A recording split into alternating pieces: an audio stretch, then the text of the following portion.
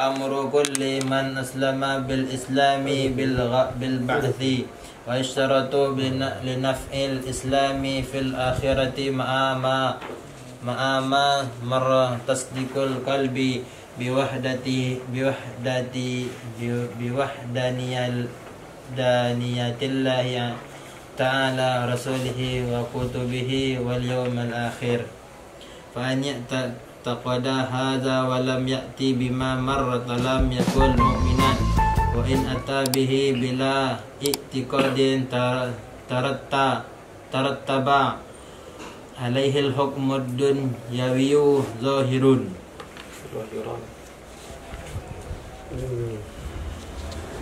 Tutimmatun sebagai khabar berupa tada yang ditakdirkan, tadanya hazihi hukum khabar rafa, tanda rafa dhammah karena ia isim mufrad, hukum isim mufrad maklum. Innama sebagai hadat hasar, yahsulu fi'il mudhari', hukum fi'il mudhari' rafa selama tidak dimasuki amil jazam dan amil nasab. Tanda rafa'nya dhammah karena sahih akhir. Hukum sahih akhir dirafa dengan dhammah, dinasab dengan fathah, disukun dengan jazam. Tugas dijazam dengan sukun. Tugasnya merufa fa'il saja. Kulli sebagai mudhaf ilaih. Hukum mudhaf ilaih, hukum mudhaf ilaih jar karena sebab mudhaf, tanda jarnya kasrah karena ia isim mufrad, atau isim mufrad maklum. Kulli mudhaf kafirin mudhaf ilaih. Mudhaf ilaih, hukum mudhaf ilaih jar karena sebab mudhaf, tanda jarnya kasrah karena ia isim mufrad, atau isim mufrad maklum. Asliyin sebagai na'at, hukum na'at mengikuti man'utnya. Dina'at kepada kalimat berhukum qafat maka qafatlah ya. Tanda na'atnya kasrah, tandanya qafat.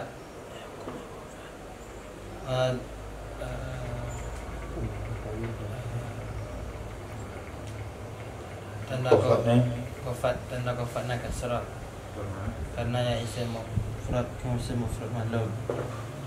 Au rataf murtaddin maktuf, hukum matuf mengikuti maktuf alaih, jatuh pada kalimat hukum qafat maka qafatlah ya. Tanda qafatnya kasrah karena isim mufrad maklum.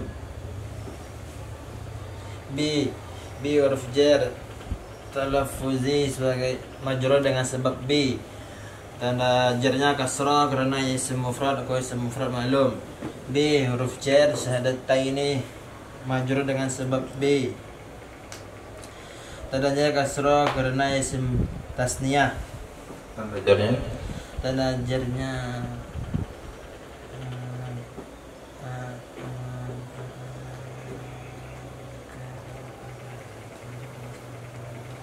kasrah.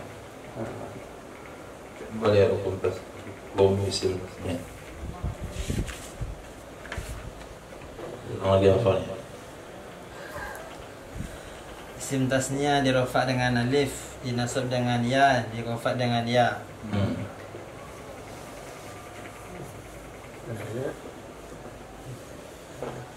Mina tandanya, tanda jarnya ya karena dia isim tasniyah. Hukum tasniyah dirofa dengan alif, dinasab dengan ya, diqafat dengan ya. Mina sebagai jar, huruf jar. Natiki majrur dengan sebat min, hukum jarnya kasrah. Hukum jar kasrah. Hukumnya qafat, tanda qafatnya kasrah karena isim mufrad, isim mufrad maklum. Fa tafri' la nafi. Yakfi sebagai fi'il mudhari', hukum fi'il mudhari' rafa selama tidak dimasuki amil jazam dan amil nawasib, dan rafa'nya dhamma muqaddarah, karena dia fi'il mudhari' mutalya. Hukum fi'il mudhari' mutalya di rafa' dengan dhamma muqaddarah, dinasab dengan fathah, dijazam dengan membuang huruf ya. Ma sebagai ma mausul dibina dan tasukun pada mahal rafa' jatuh sebagai fa'il. Bi huruf jar. Qalbi sebagai majrur dengan sebab bi, tanda jarnya kasrah karena ya isim mufrad, aku isim mufrad maklum. Hi isim domir dibina di atas kasrah pada mahal jar jatuh sebagai mudhaf ilaih. Wa in ghayah qala Ada minal iman itu. Mina huruf jar imani majrur dengan sebab min, dan ajarnya kasrah karena ya isim mufrad, kalau isim mufrad malum. Wa in ghayah, Bentuk kesempurnaan. Innama hanya saja, yahsulu hanya saja, yahsulu hasil, Islamu Islam, kulli kafirin asliyin setiap orang kafir tulen. Asliyin itu masdar, aslan, kemudian dia jatuh untuk na'at. Masdar tidak bisa untuk na'at kecuali dengan pakai ya nisbah, maka di ujungnya disebut ya nisbah, asliyin. Nah, setiap kafir tulen, au murtadin, atau setiap murtad, baik murtad dengan akidah, murtad dengan perbuatan, murtad dengan perkataan, murtad dengan pengingkaran hukum-hukum yang telah diijma ulama, menghalalkan yang haram, mengharamkan yang halal, termasuk mengkafirkan orang beriman. Semua sudah kita dibahas di belakang. Itu bisa masuk Islam kembali bitalafudhi bisyahadataini minan natiqi, melafazkan dua kalimat syahadat dari orang yang bisa bicara. Bitalafudhi dengan melafazkan, bisyahadataini dengan dua kalimat syahadat, minan natiqi dari orang yang bisa bicara. Fala yakfi, maka tidak cukup, ma fi qalbi, sesuatu yang ada di hatinya dari iman.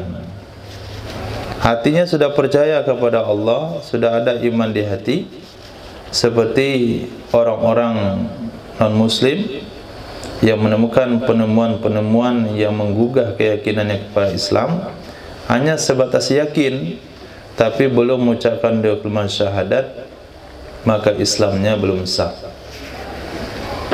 Nah, kenapa belum sah?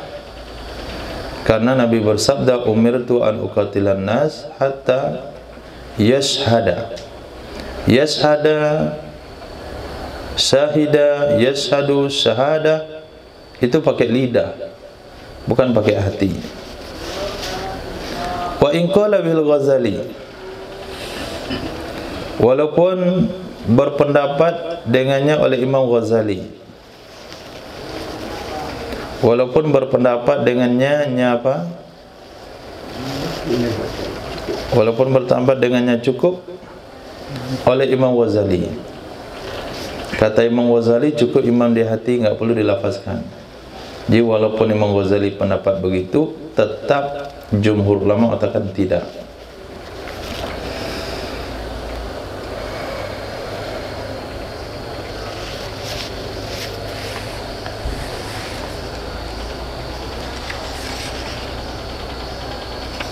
Wa jam'un muhakkikun, walaupun berpendapat dengannya cukup oleh sekelompok ulama muhakkik,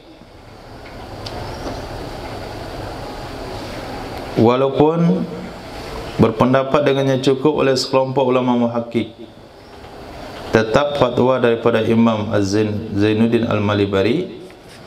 Beliau mengungkapkan pendapat jumhur. Kita tidak melihat kepada pendapat Imam Ghazali dan sekelompok ulama muhakkik. Dalam hal ini kita perlu berhati-hati dengan fatwa, sehingga beliau menyampaikan pendapat ulama jumhur untuk masuk Islam, untuk murtad kembali Islam lagi harus diucapkan dengan kalimat syahadat, walau bil ajamiyati, walaupun dengan bahasa asing, bahasa asing non Arab, selain bahasa Arab. Wa in ahsanal arabiyyah, walaupun dia pandai bahasa Arab, walaupun dia pandai bahasa Arab, alal mangkuli al mu'tamadi, pendapat tadi berdasarkan pendapat yang dikutip yang kuat. Alal mangkuli, berdasarkan pendapat yang dikutip dari ulama sebelumnya, al mu'tamadi, yang pendapat tersebut kuat. La bilwatin laqanaha, tidak sah mengucapkan dua kalimat syahadat dengan bahasa yang seseorang mengajarkan akannya bahasa bila fahmin, dengan tanpa memahami, dengan bahasa yang mengajarkan ya seseorang akannya bahasa bila fahmin, dengan tanpa memahami. Titik. Boleh dengan bahasa selain bahasa Arab, walaupun pandai berbahasa Arab. Tidak boleh dengan bahasa yang diajarkan, yang dituntun oleh orang yang memasukkan dia ke dalam Islam, dituntun dengan bahasa yang dia enggak ngerti dengan bahasa itu. Misalnya bahasa Jepang.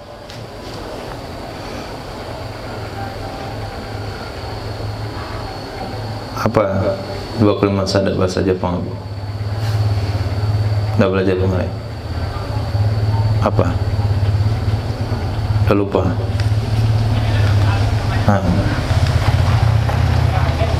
Maka hukumnya jadi batal, tidak sah. Bahasa Minang juga boleh, bahasa kampungan juga boleh, dengan bahasa orang pedalaman kubu di situ juga boleh. Tapi asal dia paham gitu. Dan walaupun pandai bahasa Arab, tapi alhamdulillah tempat kita bahasa Arabnya dipakai, terjemahannya dipakai. Nah, itu kalau hal-hal yang seperti ini Indonesia ketat. Nah, akad nikah seketat-ketatnya. Nah, sampai berulang berkali-kali. Pada ulama dah bilang sah, dia tetap bilang belum. Kenapa? Belum nyambung. Tunainya harus panjang. Beda mahar sama mas kawin enggak sah, harus serasi. Nah, suami bilang mahar, Pak wali nikah bilang mas kawin, suami bilang mahar, enggak sah karena enggak sama. Nah, begitu ketatnya orang Indonesia. Padahal sama saja. Nah, pokoknya dalam bidang ucap mengucap lah. Nah, begitu juga dua kalimat syahadat, asyhadu an la ilaha illallah wa asyhadu anna muhammadar rasulullah. Kemudian diterjemahkan. Nah, padahal kalau pakai bahasa Indonesia saja bisa, pakai bahasa Arab saja juga bisa. Yang penting dia mengerti dengan maksudnya secara global. Titik. Itu untuk iman, untuk sahnya Islam. Ucapkan dua kalimat syahadat. Tidak cukup sampai di situ. Kemudian setelah dia mengucapkan dua kalimat syahadat, bil i'tirafi bi risalatihi sallallahu alaihi wasallam illa ghairil arabi mimman yunkiruha. Kemudian dengan mengakui dengan kerasulannya Sayyidina Muhammad sallallahu alaihi wasallam kepada non-Arab, mimman dari orang-orang yang mengingkari ia akannya kerasulan Nabi Muhammad sallallahu alaihi wasallam.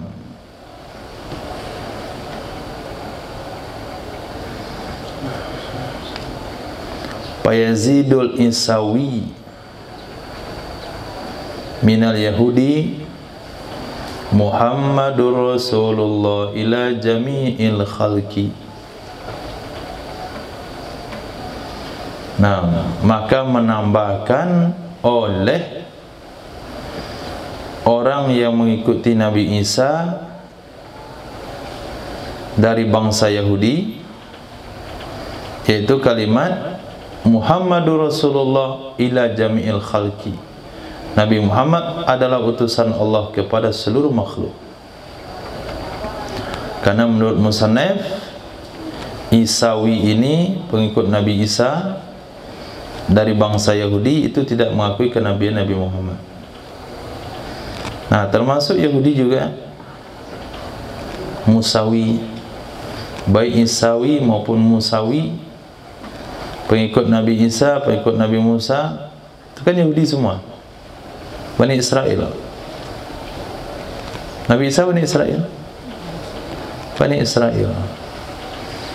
Tapi yang Nabi Isa yang non Bani Israel itu yang Isawi palsu. Itu agama yang tidak tepat, karena dia mengambil agama dari suku Bani Israel, padahal dia bukan Bani Israel. Sementara Nabi Musa, Nabi Isa hanya nabi untuk Bani Israel saja. Nah, atau lebih mudahnya begini, bara'ah min kulli dinin yukhalifu dinal Islam. Mengakui terbebas, berlepas diri dari setiap agama yang menyalahi agama Islam.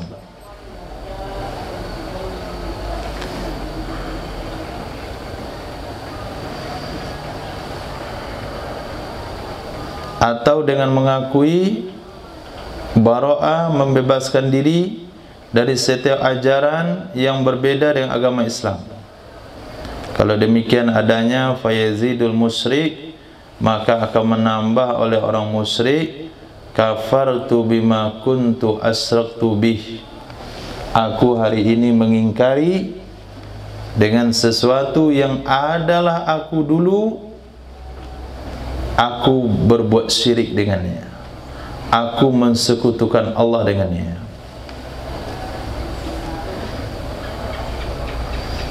Jadi ketika kita membimbing seseorang masuk Islam, kita mesti mengenal daripada latar belakang agamanya, sehingga kita bisa membuat ikrar-ikrar yang wajib dia ikrarkan. Jadi bukan hanya mengucapkan asyhadu an la ilaha illallah wa asyhadu anna muhammadar rasulullah. Kita tanya, agama sebelumnya apa? Oh, Kristen. Maka ucapkannya adalah, talkinkan kalimat syahadatnya adalah asyhadu an la ilaha illallah wa asyhadu anna muhammadar rasulullah wa anna Isa abdullah wa ruhullah, atau wa anna Isa ruhullah wa rasul. Nah, berkubar saksi tiada yang berhak disembah kecuali Allah, Nabi Muhammad utusan Allah, Nabi Isa itu ruh Allah dan Rasul Allah, bukan anak Tuhan.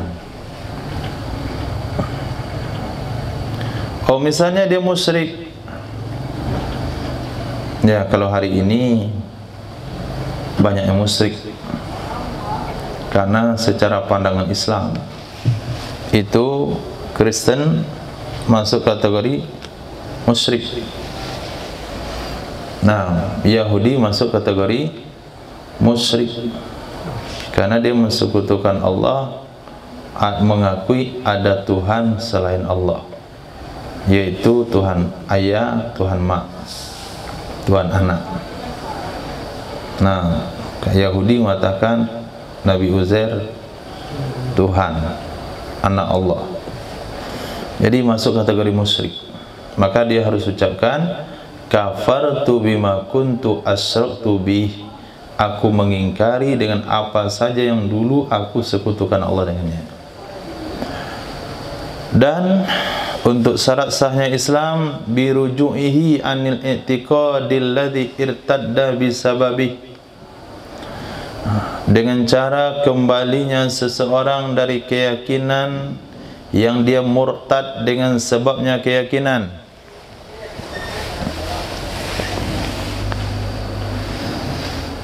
Nah, kembalinya seseorang dari keyakinan yang dia murtad dengan sebab keyakinan tadi.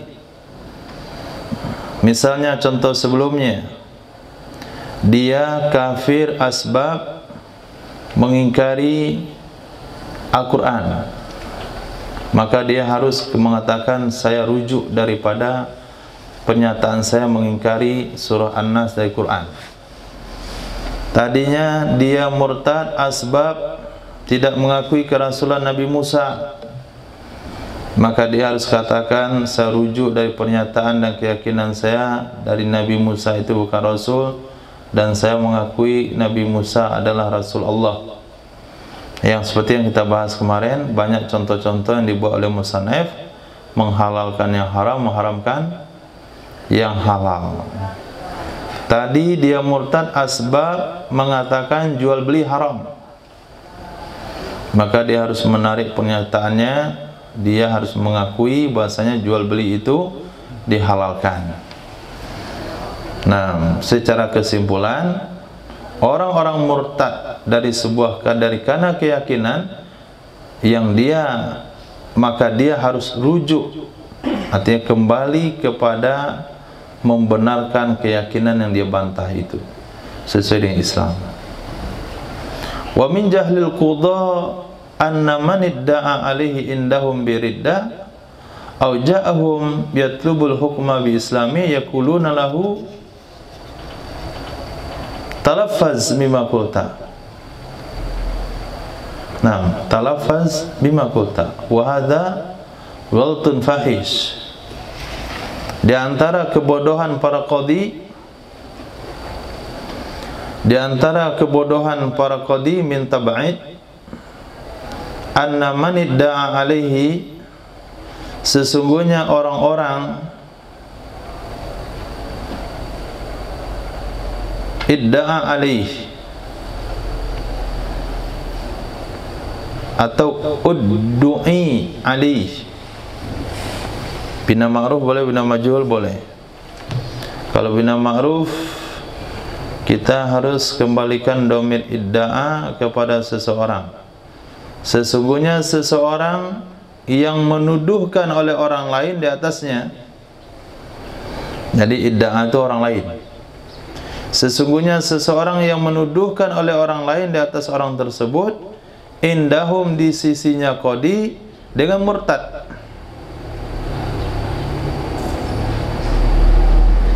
Au ja'ahum yatlubul hukma bi islami, atau idda'a boleh juga maknanya mengaku, atau datang ia seseorang kepada mereka qadhi dengan menuntut bi atau ya yatlubu, yang menuntut ia seseorang akan hukum dengan mengislamkannya orang tersebut. Jadi datang seorang murtad ke qadhi, dia minta hukum untuk diislamkan lagi. Dia meminta kepada qadhi untuk diislamkan lagi. Apa kebodohan qadhi itu? Yaquluna lahu, berkata mereka qadhi kepada orang murtad yang datang tersebut, talaffaz bima qulta, ucapin dulu dengan apa yang telah kamu katakan. Nah, ucapkan dulu apa yang kamu katakan. Disuruh ngulang kalimat murtad. Jadi qadhi tersebut menyuruh orang murtad itu mengulang kalimat murtad. Enggak diajarkan Islam langsung, enggak ditalkinkan untuk masuk Islam dulu. Coba, kemarin kamu ngomong apa? Hadza ghalatun fahish. Ini kesalahan yang mencolok. Ini sama dengan menunda-nunda orang masuk Islam. Ini sama dengan ridha dengan murtad. Nah, maka nggak usah disuruh ulang. Kita tanya, apa penyebab kamu murtad? Oh, katanya saya mengingkari hukum Islam. Nah, sekarang coba ucapkan 2 kalimat syahadat dan saya mengakui hukum Islam itu benar. Dah.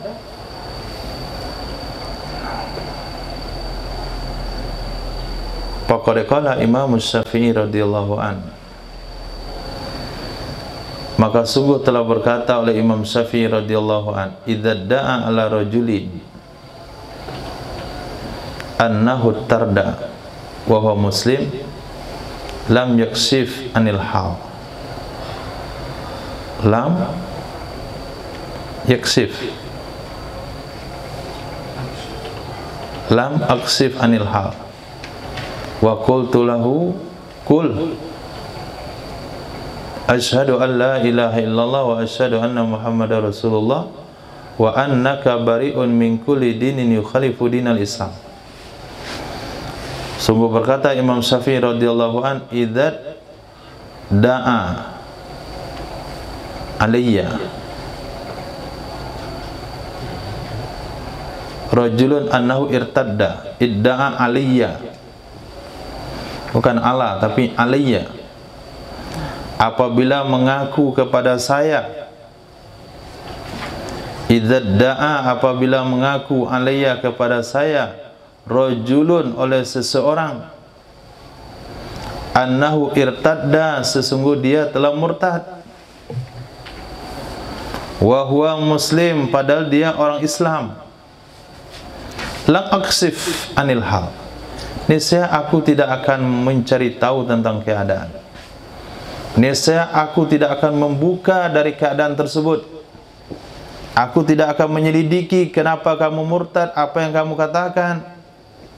Qultu lahu, aku cukup katakan kepadanya, bacalah asyhadu an la ilaha illallah wa asyhadu anna muhammadar rasulullah, dan annaka bari'un, kamu bebas dari setiap ajaran, dari setiap agama yang berbeda dengan agama Islam. Bilang itu aja. Nah, ini Imam Syafi'i. Jadi kalau ada, kata Imam Syafi'i, orang datang ke saya, dia ngaku sudah murtad, saya tahu dia orang Islam, saya nggak akan tanya kenapa dia murtad, apa ucapannya, coba ulang lagi. Nah, saya nggak akan bicara tentang hal itu, tapi secara langsung saya akan tanggapi, ucapin 2 kalimat syahadat dan berikan pernyataan, aku bebas dari setiap ajaran yang berbeda dengan ajaran Islam. Titik. Nah, selesai.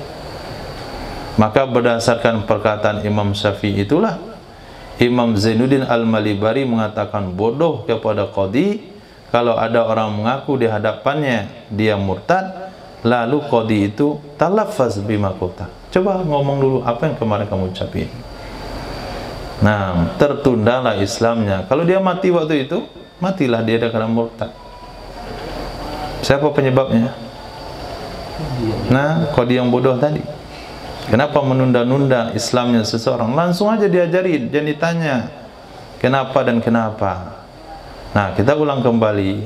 Begitu juga kalau ada orang mau masuk Islam dari bukan murtad, dari kafir tulen, maka orang yang mau mengajarkan 2 kalimat syahadat tidak usah mukadimah panjang lebar, langsung ajarin 2 kalimat syahadat. Gak usah tanya-tanya banyak. Ini banyak kayak apa namanya itu, kami coba, kamu terpaksa nggak masuk Islam? Nah, oh enggak, saya nggak terpaksa. Agama sebelumnya apa? Nama siapa? Tinggal di mana? Pekerjaan apa? Siapa yang menyebabkan kamu masuk Islam? Ada yang memaksa. Bagaimana dengan keluarga yang lain? Benar nih nggak terpaksa?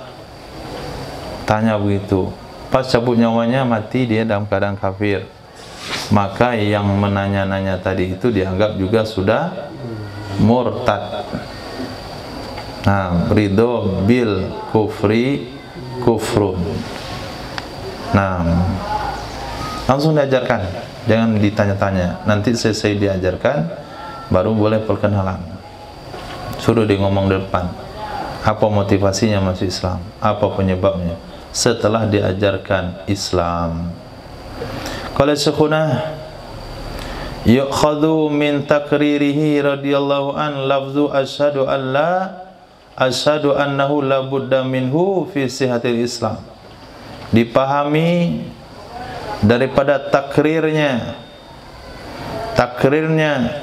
Imam Syafi'i radhiyallahu an akan lafaz asyhadu,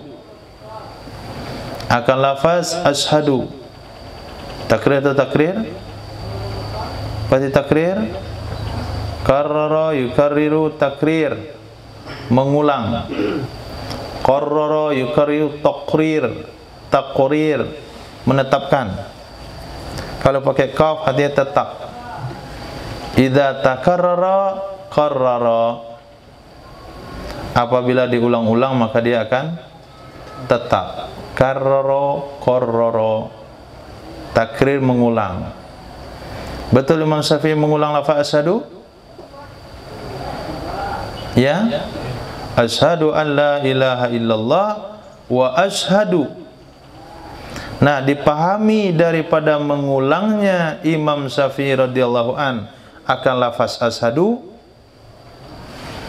apa yang bisa kita pahami? Annahu, sesungguhnya, la budda minhu fi sihhatil Islam. Harus darinya kalimat asyhadu, harus darinya kalimat asyhadu untuk sahnya Islam.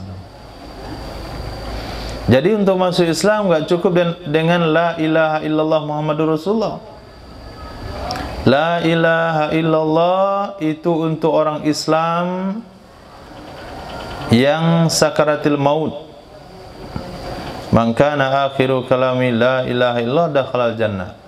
Tapi apabila yang sakarat itu adalah non-muslim, kita juga sunnah mentalkinkannya. Dalam kitab fikih disebutkan mentalkinkan non-muslim bukan dengan la ilaha illallah, tapi dengan asyhadu an la ilaha illallah wa asyhadu anna Muhammadar Rasulullah. Nah, seperti yang ditalkinkan oleh Nabi kepada seorang gulam. Jadi ada seorang gulam dalam keadaan sakit, sakaratil maut. Nabi datang menjenguknya. Nabi ajarkan kalimat tersebut. Si gulam menoleh ke ayahnya. Kata ayahnya, ati Aba Qasim, kutilah Muhammad. Maka anaknya mengucapkan 2 kalimat syahadat. Nabi keluar dari rumah itu dalam keadaan gembira. Nabi sabdakan, alhamdulillahilladzi anqadallahu imra'an bi. Segala puji bagi Allah yang telah menyelamatkan seseorang dari neraka dengan sebab aku. Maka kalau kita mentalkinkan seorang, ragu kita dengan agamanya karena dia keluar masuk gereja, dia orang antar agama, dia ceramah antar agama, maka talkinkan 2 kalimat syahadat. Tapi kalau kita tahu dia muslim, enggak pernah terlibat dengan yang lain-lain, talkinkan saja la ilaha illallah. Jadi untuk masuk Islam enggak cukup la ilaha illallah, harus ada asyhadunya. Wa huwa ma yadullu alaihi kalamus syaikhain. Dia adalah sesuatu yang menunjukkan di atasnya, dialah pendapat yang kita katakan tadi, harus masuk Islam itu dengan kalimat asyhadu. Itulah pendapat, itulah sesuatu yang menunjukkan di atasnya oleh kalam syaikhain. Siapa syaikhainnya, Bu? Imam Nawawi dan Imam Rafi'i dalam bab kafarat. Pada bab kafarat dan juga pada bab selain kafarat. Namun khalafa fi jam'un, berbeda pendapat dalam hal tersebut oleh sekelompok ulama. Berbeda pendapat dalam hal tersebut bukan kalimat asyhadu, tapi dalam hal dalam hal mengulang asyhadu. Dan di dalam fi wujubit takrir, bedanya bukan dalam bidang asyhadu. Asyhadu tetap wajib, tapi apakah wajib sekali atau dua kali? Asyhadu an la ilaha illallah wa muhammadar rasulullah, pakai huruf ataf. Ataukah asyhadu an la ilaha illallah wa asyhadu anna muhammadar rasulullah. Jadi perlu diulang atau tidak? Kata Imam Syafi'i wajib diulang. Kalam Syekhain Imam Nawawi Marafi wajib diulang, tapi berbeda dalam hal pengulangan oleh sekelompok ulama. Jadi khilaf itu terjadi dalam mengulang, bukan dalam hal mengucapkan asyhadu. Semua ulama sepakat untuk Islam harus asyhadu, tapi apakah cukup sekali atau harus dua? Di situ terjadinya khilafiyah. Wa fil ahadits ma yadullu likulli. Di dalam beberapa hadis ada dalil-dalil yang menunjukkan bagi masing-masing. Ada dalil yang menunjukkan dua kali, ada dalil yang menunjukkan sekali. Yundabu amru kulli man aslam bil imani bil ba'si. Disunahkan, memerintahkan masing-masing orang yang telah masuk Islam, disunahkan memerintahkan masing-masing orang yang sudah masuk Islam untuk mengimani bil ba'si dan hari bangkit. Untuk mengimani dengan hari berbangkit. Wala wa yustaratu li nafil Islam fil akhirah. Dan disyaratkan ia iman dengan hari berbangkit, dan disyaratkan ia iman dengan hari berbangkit supaya bermanfaat Islam di akhirat. Supaya bermanfaat Islam di akhirat. Tapi untuk masuk Islam, untuk mengatakan dia sudah mu'allaf, untuk mengatakan dia sudah beragama Islam, tidak wajib mengikrarkan itu. Yang wajib diikrarkan cuma dua saja. Asyhadu an la ilaha illallah wa asyhadu anna muhammadar rasulullah. Kemudian ditambah yang kedua, mengakui atau memberikan pernyataan dia terbebas dari ajaran yang berbeda dengan ajaran Islam. Itu saja syaratnya.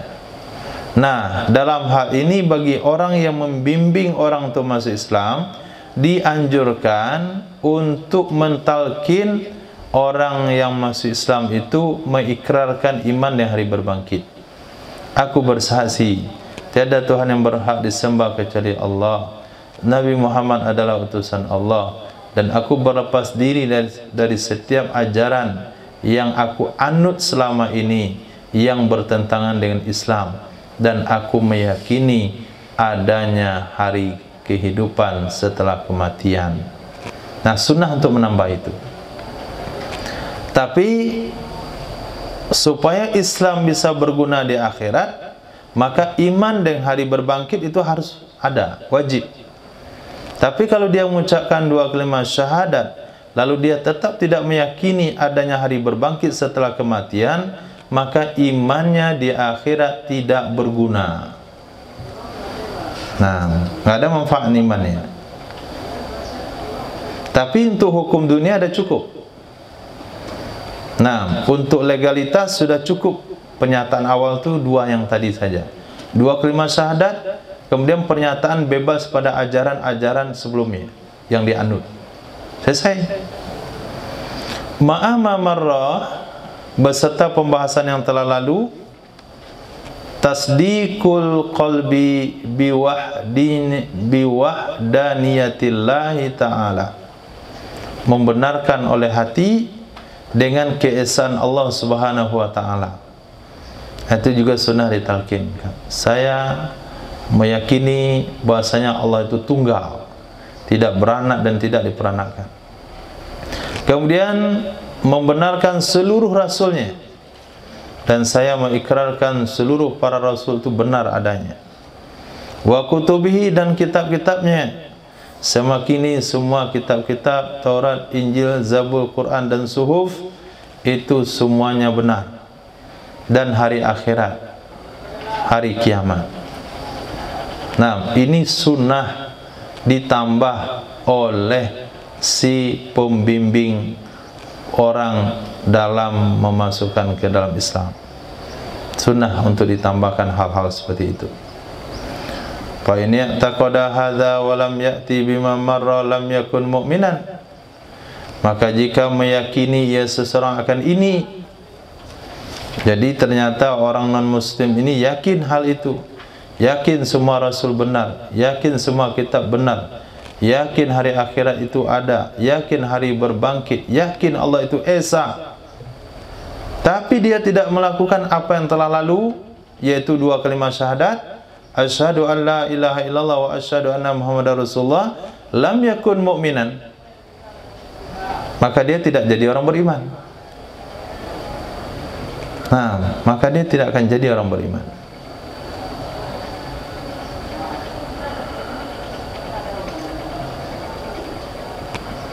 Tapi apabila dia ucapkan dua kalimat syahadat, lalu kita tidak bisa mengungkap apakah dia meyakini hal-hal tadi, membenarkan Rasul, keesaan Allah dan semuanya, maka dia sudah kita katakan Islam secara zahir. Nah, tapi secara batin di akhirat, Islamnya itu berguna kalau dia menaruh keyakinan atas hal-hal berikut. Atas hal-hal yang barusan. Tasdiqul qalbi bi wahdanitillah, rusuli, kutubi, wa yaumil akhir, wa yaumil ba'ats. Wa in atabihi bila i'tiqadin, jika melakukan ia seseorang, jika mengerjakan ia seseorang dengannya dua kalimat syahadat, kembali kepada dua kalimat syahadat tanpa meyakini, hatinya enggak yakin sama sekali, ragu masih, tapi sudah diucapkan di lidah, diucapkan apa yang disampaikan oleh pembimbing, tarattaba alaihi hukmud dunyawi lahiran.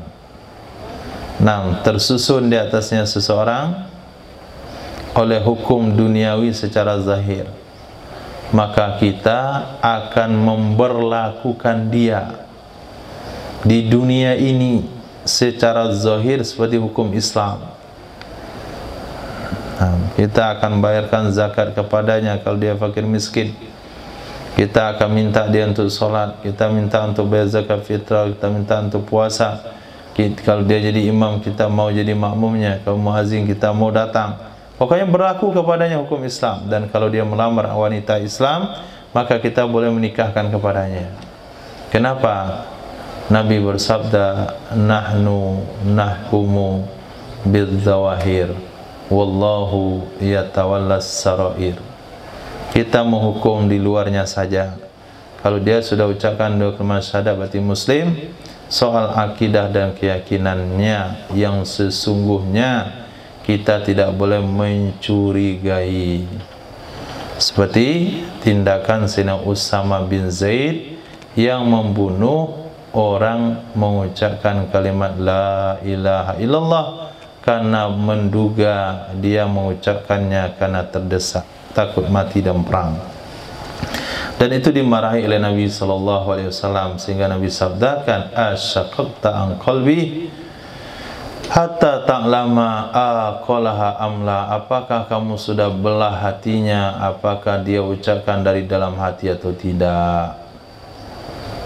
Nah, bagaimana kamu katakan dia mengucapkan karena takut dari pedang?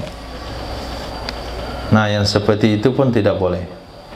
Bahkan orang-orang munafik, ketika turun surat munafikun, lalu sahabat mengatakan, bahkan anaknya Sayyidina Abdullah bin Ubay, ketika turun surah munafik bercerita tentang ayahnya, sahabat itu katakan, ya Rasulullah, kalau kamu suruh, kalau kamu perlu membunuh ayah saya yang bunuh, jangan orang lain.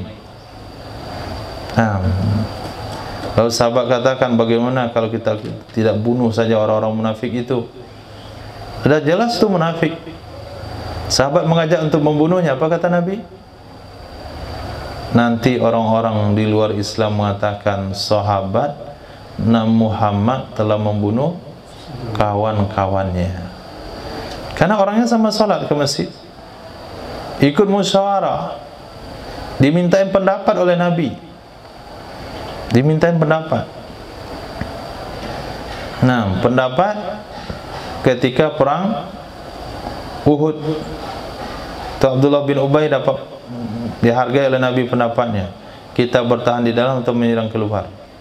Abdullah bin Ubay justru berpendapat kita bertahan di dalam. Sama dengan pendapat-pendapat sahabat senior yang lainnya. Tapi sahabat-sahabat muda yang berdarah merah, dia pengen menyerang keluar. Nah, begitu perlakuan Nabi dan begitu sunnah Nabi menyikapi seseorang yang sudah mengucapkan 2 kalimat syahadat di lidahnya, walaupun yakin hatinya tidak beriman karena sudah ada surah yang turun, tidak boleh diterapkan sebagai hukum zahir. Itu urusan Allah, biar di akhirat saja diurus. Babul hudud. Dah habis 1 poin. Masuk bab hudud. Bab hudud ni lumayan gampang. Babul hududi, bab had-had. Awaluha hadduz zina. Yang pertama yang mau kita bahas adalah had zina. Wa huwa akbarul kabair. Dianya zina adalah dosa yang paling besar dari beberapa dosa besar.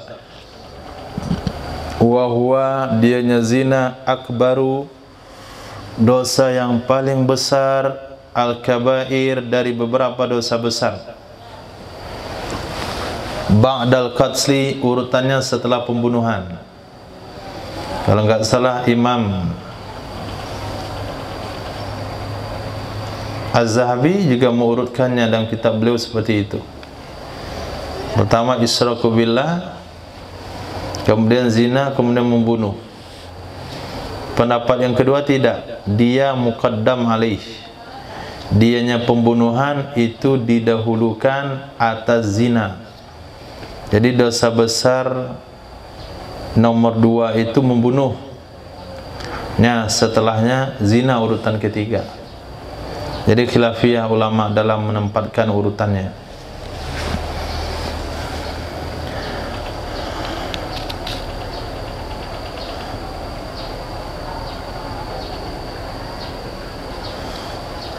Ya jelidu,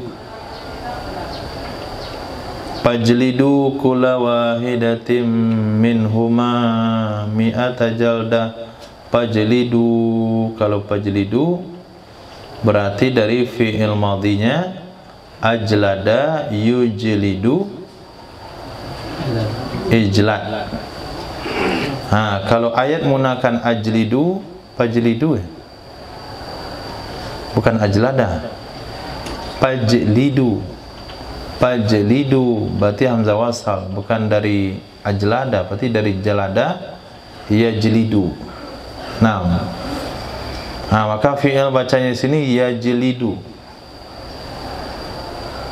Maka mencambuk, menjilid, menjalat. Kalau menjilid nanti orang fotokopi lagi. Menjalat wujuban, hukumnya wajib. Imamun, oleh imam. Au naibuhu, atau naibnya imam. Duna ghairihima, tidak boleh selain keduanya. Hanya yang boleh 2 orang itu saja yang memerintahkan, imam atau naibnya.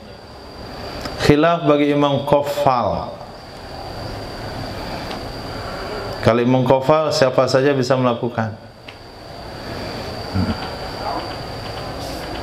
Siapa yang dijilid, siapa yang dicambuk, hurran mukallafan zana. Orang merdeka yang mukallaf yang telah berzina. Apa itu zina? Biilaji hasyafatin, dengan memasukkan hasyafah, au qadriha, atau kadarnya hasyafah, mim fakidiha, dari orang yang kehilangannya hasyafah, hilang gara-gara tukang khitan. Kemana dia masukkan? Fi farji adamiyin, ke faraj manusia, hayyin yang hidup, kubulin au duburin, kubul atau dubur, zakarin au untha, laki-laki atau wanita, ma'a ilmi tahrimihi, beserta tahu hukum haramnya. Banyak kriterianya.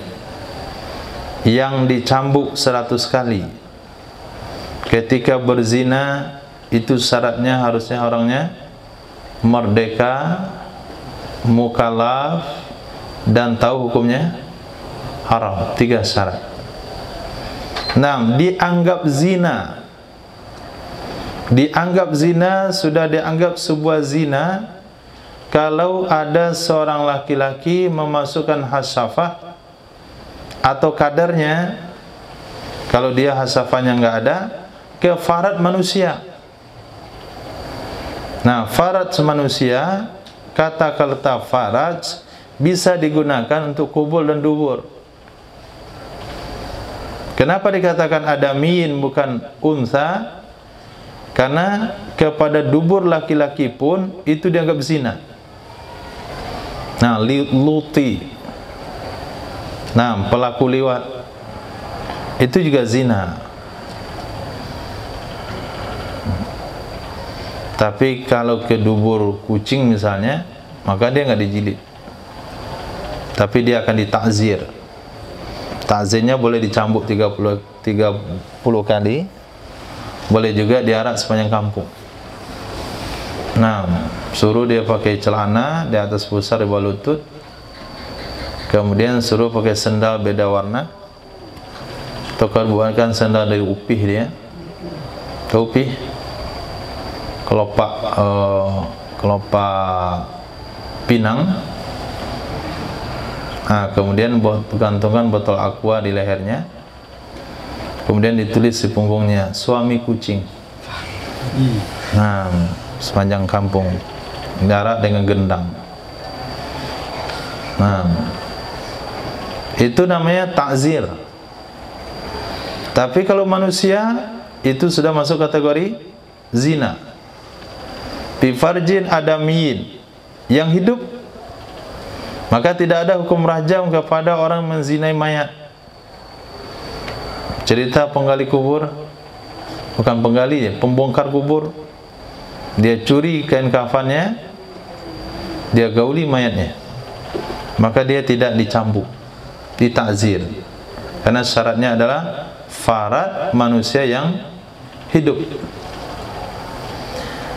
Fala hadda, maka tidak ada hukum had, bimufakhazatin, dengan berpaha-paha. Mufakhaza itu bina musyaraka, fakhizun paha, mufakhaza saling berpaha-paha. Ini cuman bersentuhan paha dengan paha, belum terjadi jima. Atau musahaqah. Nah, musahaqah bahasa sekarang apa? Hah?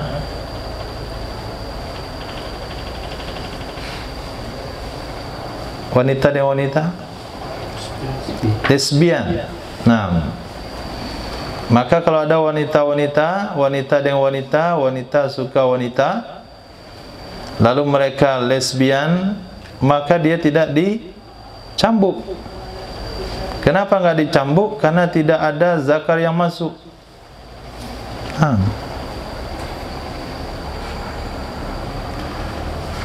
Tapi kalau laki-laki itu ada kemungkinan zakar yang masuk. Maka luti itu dicambuk kalau belum kawin, dirajam kalau sudah nikah. Itu pendapat Imam Syafi'i. Pendapat yang lain, si luti itu dibawa ke atas Monas. Nah, sampai di puncak Monas ditendang ke bawah, sampai dia tertelungkup, mati di bawah. Nah, itu hukumannya, karena disamakan dengan kaum Nabi Lut.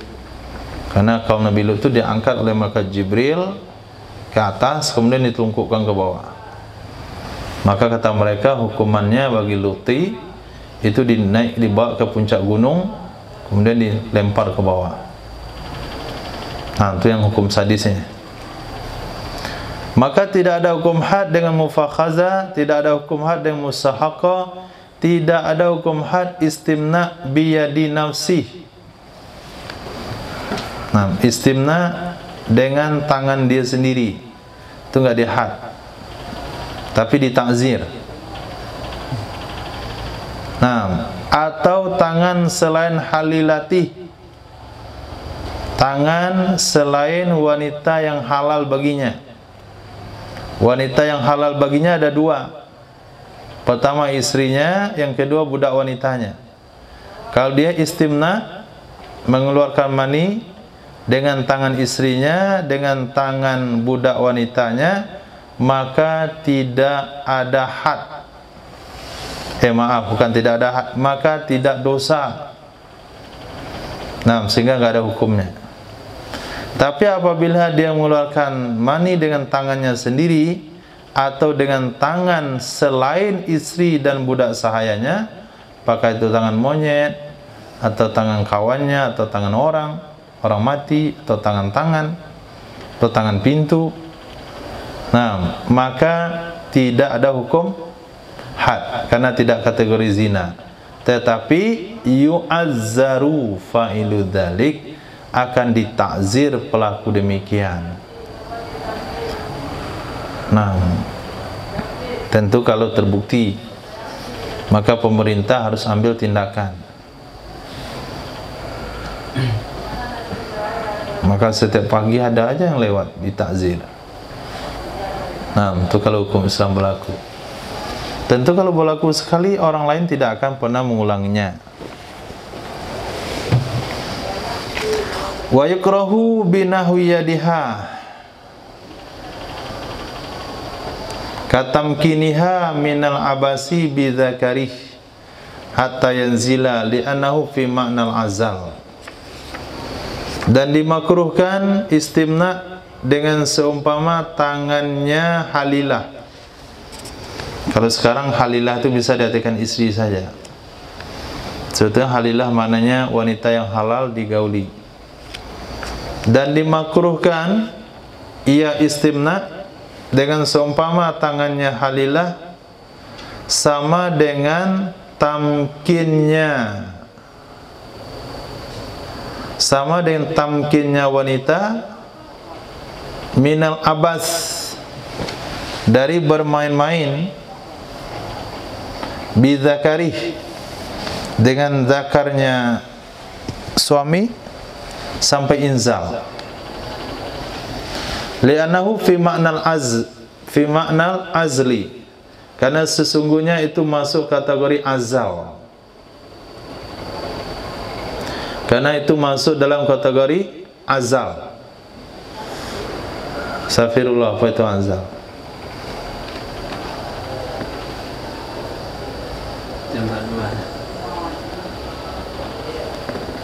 Bahasanya ringkas sekali. Nah, itu bahasa kedokteran atau bahasa bidan?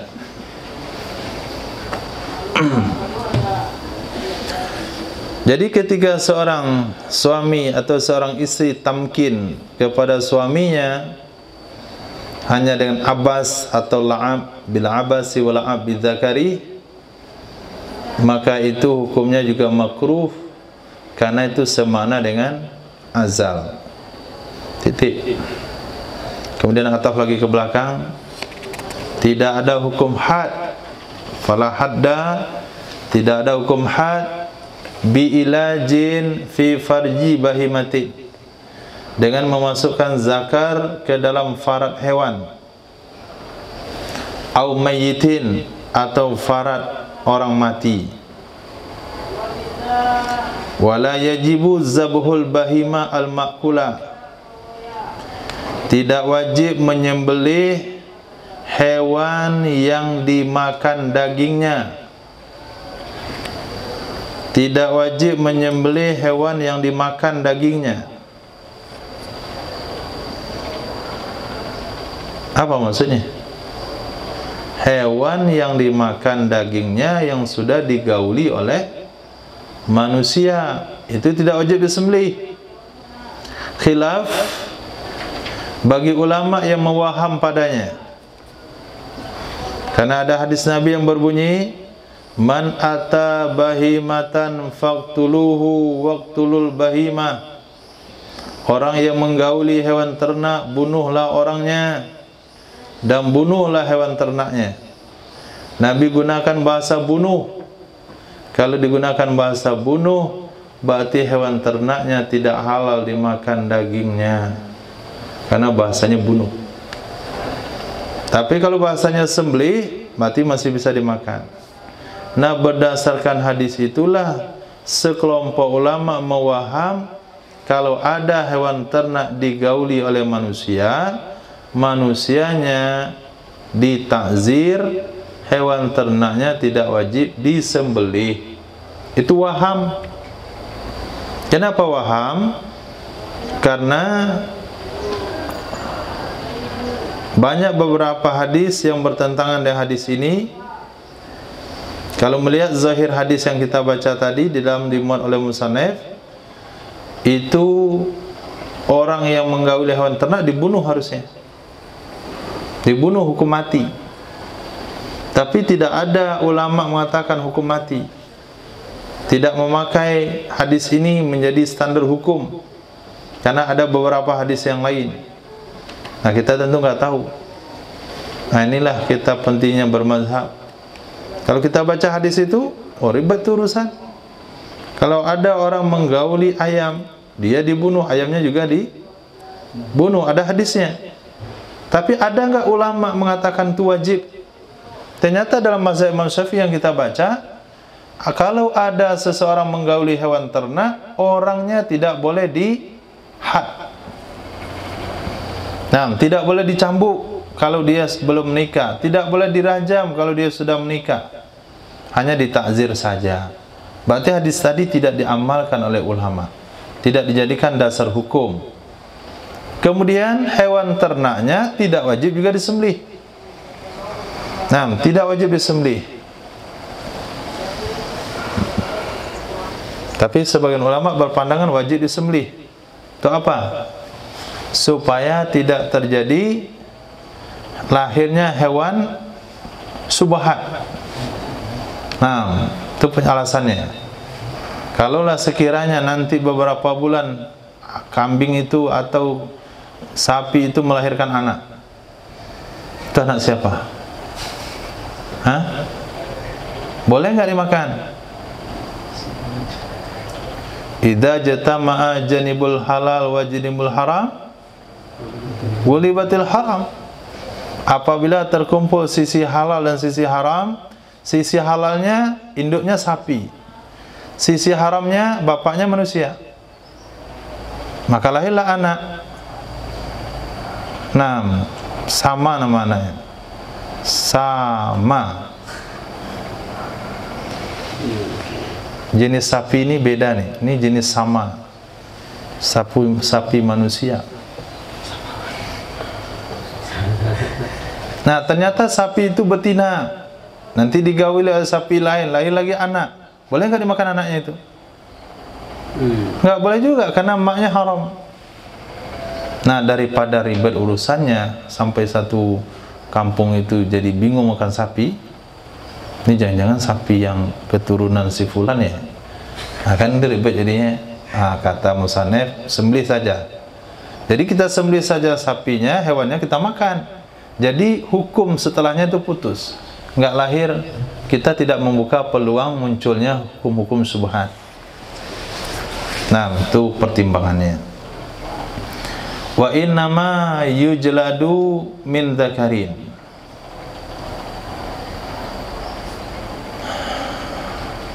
Wa innama yujladu min dzakarin.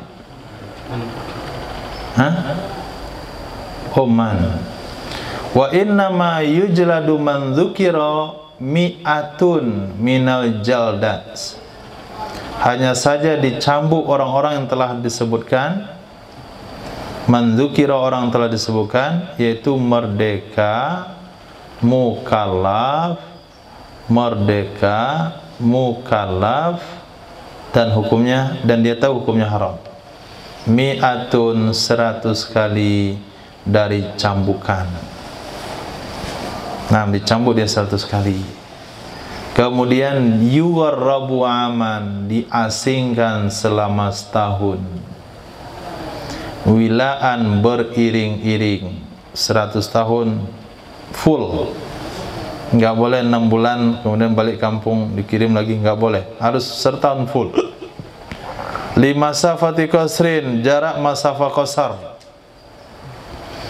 Nah, jarak masafah qasar dari kampung dia. Yang dia berdiri itu orang nggak mau berdiri itu, sebelah orang berdiri. Dia tempat berdiri itu kosong. Dia, kenapa ya? Orang nggak mau diri samping saya. Lalu ngomong anak-anak, itu kan abang yang dicambuk kemarin tuh, udah sholat dia.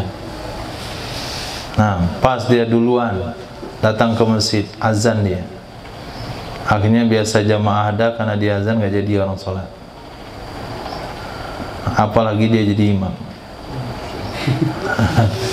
Kan masalah di kampung tuh jadi buah bibir. Nggak mungkin dia memperbaiki diri kalau dia sudah dicambuk dan ditahu oleh masyarakat. Nah, hikmahnya adalah dibuang dia setahun ke tempat lain supaya dia bisa memperbaiki diri di situ, karena orang tidak tahu dialah penzina yang dicambuk di kampung sebelah. Dan jaraknya 144 kilo jaraknya. Ya nggak akan tahu. Tapi kalau hari ini bisa tahu tuh. Lihat video kayak kamu ya, nggak mirip tuh, masih bisa katakan. Tapi Thailand ini sama. Kan masalah. Nah, kalau hari ini maka dia dimasukkan ke pesantren setahun. Bukan pesantren asli yang depan berok tuh, di lapas. Nah, itulah untuk diasingkan hari ini ke situ. Karena kalau diasingkan ke tempat lain hari ini, dia akan ketemu kawannya di situ. Nah, dengan kelompok yang sama. Susah kalau hari ini kalau orang diasingkan. Dia punya jaringan di mana-mana. Diusir dia Sumatera Barat ke Jawa situ. Jumpai kawan yang samanya itu. Nah, satu komplotan, satu hobi.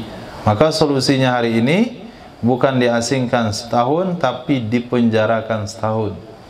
Itu lebih tepat. Atau dikarantina 1 tahun di tempat pembinaan. Khair.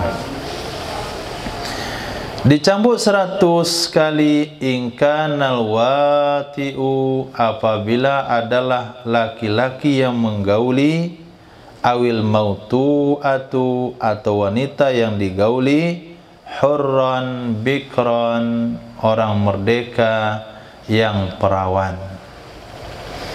Nah, orang merdeka yang perawan. Nah, di sini ditaglib bahasa laki-laki kepada bahasa perempuan. Jadi musanna terpaksa menggunakan perawan untuk laki-laki dan perempuan. Jadi yang dicambuk 100 kali itu kalau orangnya merdeka, laki-lakinya masih perawan, perempuannya masih perawan. Itu bahasa taglib. Apa maksud perawan di sini? Kok agak aneh gitu? Ada laki-laki yang perawan. Dia adalah malam yatok aututok. Nah, malam yatok aututok finikahin sahih. Orang yang tidak pernah melakukan watak atau tidak pernah diwatok dalam nikah yang sah.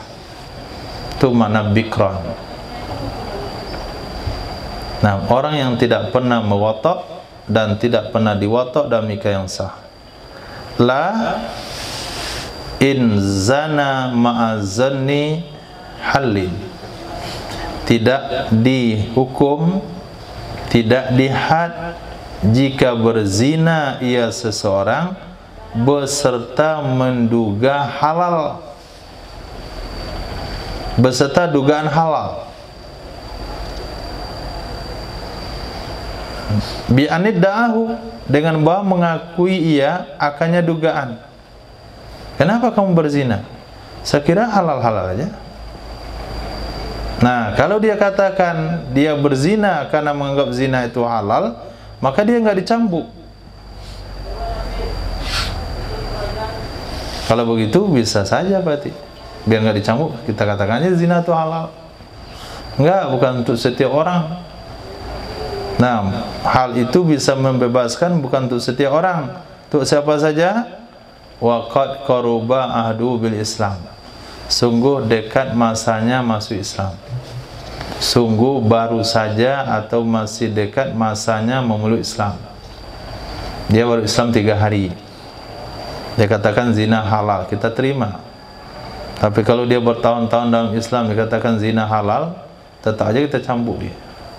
Bahkan tambah label murtad lagi dia. Kenapa?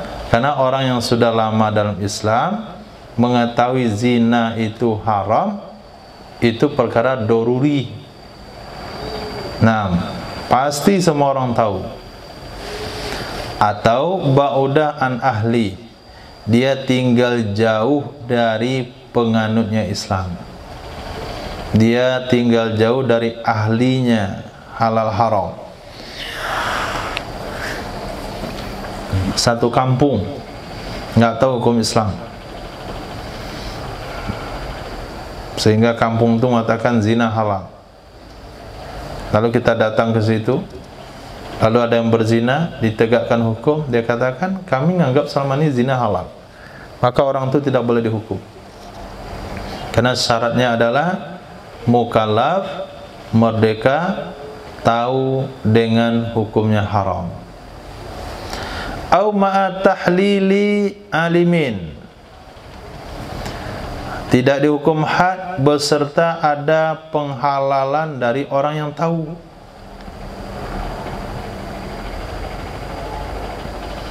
Ada penghalalan dari orang yang tahu.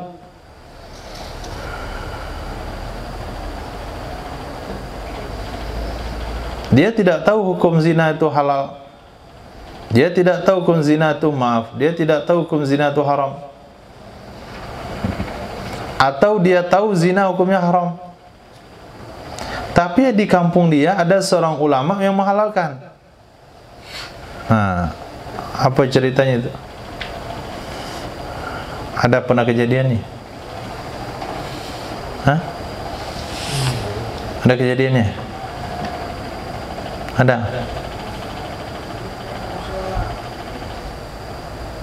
Nggak tahu. Ada di Indonesia. Nah, ada hotel bertingkat. Tingkat paling atas itu ada kiainya di situ. Ada kiainya. Didatang nanti pasangan yang nggak nikah ini ke atas itu. Depan hadapan kiai dia, dinikahkan. Nah, dinikahkan ikut mazhab yang mengatakan tidak perlu pakai wali. Nah, pakai saksi saya cukup. Selesai nikah sudah masuk kamar sekian, tidak datang lagi kamar sekian, datang lagi kamar sekian. Dia datang dari kampung, taunya zina haram, tapi dia masuk dalam lingkungan itu ada pakai tasbih di atasnya yang tekang nikahin. Asal jalan itu apa namanya, proyek zina. Nah, diakal-akali gitu. Jadi ada namanya zina syariah. Itu terjadi itu di Indonesia, nggak tahu satu tempat di mana. Ada guru kami cerita hal itu tentang suasana di Jakarta. Nah, jadi dia terperangkap karena tahlili alim itu. Dia terperangkap karena doktrin halal yang disampaikan oleh orang dianggap tahu dan agama. Maka orang itu tidak boleh dihad. Nah, karena Nabi bersabda, idra'ul hudud bisubuhat. Yaqtaddu bi khilafihi. Yaqtaddu. Kita antum yaqtaddu juga. Yaqtaddu.